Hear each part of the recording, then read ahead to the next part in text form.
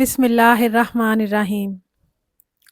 میں باپ ہوں، میں نے خواب بیچے تو خواب سب کے خرید لایا۔ میں وہ ہوں جس نے عذاب جھیلے تو آپ لوگوں نے چین پایا۔ مجھے جو بدلے میں مل رہا ہے، صلہ یہ کیا ہے، انعام کیا ہے، میرا بتاؤ مقام کیا ہے۔ تمام حاضرین کو السلام علیکم۔ میرا آج کا عنوان ہے باپ کی عظمت۔ ماں باپ کی شان پر بہت کچھ لکھا گیا اور ان کی شان بیان کی جاتی ہے، یہاں تک کہ ماں کے قدموں تلے جنت ہے۔ کیا شان ہے ماں کی، تو باپ کی کیا شان ہے، کیا عظمت ہے، وہ الفاظ کی محتاج نہیں ہے۔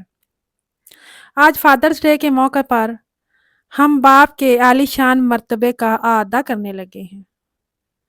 ویسے تو والدین کی شان اور عظمت اور ان کی قربانیاں کسی خاص دن کی محتاج نہیں ہیں، کیونکہ یہ 24 گھنٹے اپنا فرض نبھاتے ہیں۔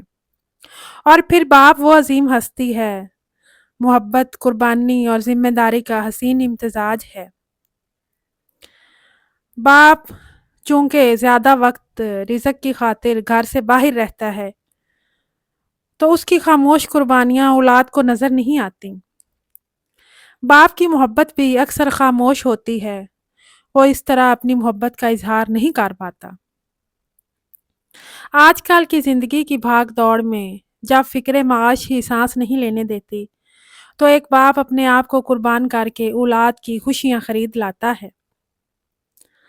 باپ کی عظمت کے لیے یہی ایک منصب ہی کافی ہے کہ وہ کفیل ہے، محافظ ہے جو اس نے اپنی جان کے بدلے نبھانا ہے۔